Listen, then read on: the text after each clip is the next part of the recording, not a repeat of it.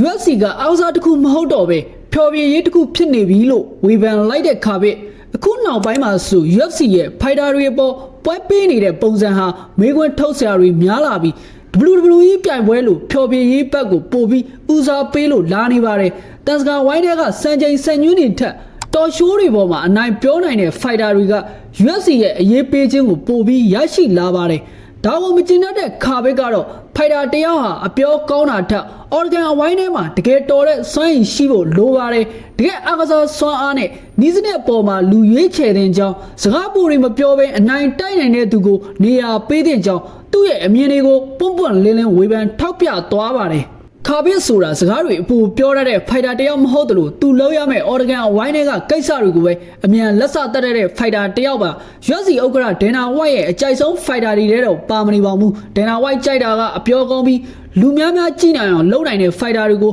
ပို့ပြီးအလိုရှိတာပါအထူးသဖြင့် striking ကောင်းကောင်းနဲ့ပွဲတစ်ပွဲကိုရတာမြောက်စွာဖျော်ဖြေနိုင်တဲ့ fighter တွေဆိုပိုးမွေးတယ်လို့မွေးထားလေရှိတယ်လို့ခါပစ်တို့လို ground ပိုင်းအားတန်တဲ့ fighter တွေဆိုကြောင်ထိုးထားလေရှိပါတယ်ဒေနာဝိုက်ကြီးရဲ့ကြောင်ထိုးခြင်းကိုခံလိုက်ရတဲ့အထက်မှာမိုဟာမက်မိုကိတ်လည်းပါဝင်ပါတယ်မိုကိတ်က UFC မှာ9ပွဲစတိုက်နိုင်ထားပြီးရှုံးပွဲမရှိသေးတဲ့ဖိုက်တာပါ flyweight တန်းမှာ ranking 6ထိရောက်နေသူပါသူ့ရဲ့ကစားဟန်ကနဘန်းကိုအသုံးချပြီးပြိသက်တွေအတွက်ပြင်းစရာကောင်းတယ်လို့ဒေနာဝိုက်ကယူဆထားတာကြောင့်မိုကိတ်ကစီကံပိုင်းမှာပြဿနာအချို့ရှိတယ်ဆိုတဲ့အကြောင်းပြချက်နဲ့ပွဲဆက်မပေးတော့ပဲ UFC ကနေထုတ်ပယ်လိုက်ပါတယ်One Championship မှာချန်ပီယံနေတဲ့ဒီမီထရီယာဂျွန်ဆင်ကိုလည်း UFC ကဖယ်ရှားပြီး One က Fighter Van Akran နဲ့လဲလှယ်ခဲ့ပါတယ်။ဒေနာဝိုင်းရဲ့အကြောင်းပြချက်က DJ က ထွက်တော့မလုပ်တဲ့အတွက်ပြိသက်အကြိုင်နေပြီး PPP လက်မှတ်ရောင်းအောင်မကောင်းတာကြောင့် Flyweight တန်းကရှုံးပွဲမရှိတဲ့ Champion Fighter ကိုတောင်ဖယ်ရှားခဲ့တာပါ။ Lightweight တန်းမှာ10ပွဲစတိုက်အနိုင်ရရှိထားတဲ့ Banny Darius ကိုလည်း Champion ကပတ်လူကွန်မပေးခဲ့ပါဘူး။သူက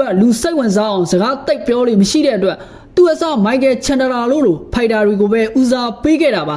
ခါဘက်က UFC ရဲ့အခုလိုအရေးကြီးဆုံးပွဲတွင်းဆန်းဆောင်ကြီးကိုမကြည့်တဲ့လောက်ရက်ကိုအမြဲတမ်းစက်ကျင်နေခဲ့တာပါအထူးသဖြင့်သူ့ရဲ့ကြောင်းတော်ကရံပတ်ကြီးကော်နာမဂရီဂေါကို UFC ကနေရာပေးဆက်ဆံနေတာတွေကိုတိတ်ပြီးဘုံမကြလာပါဘူးဒီနာဝိုက်တို့ကလည်းဒီနာဝိုက်လို့ပြောရလိမ့်မယ်ကော်နာမဂရီဂေါဆိုရင်နောက်ဆုံး3ပွဲစတိုက်ရှုံးနိုင်ထားတာတောင်မှ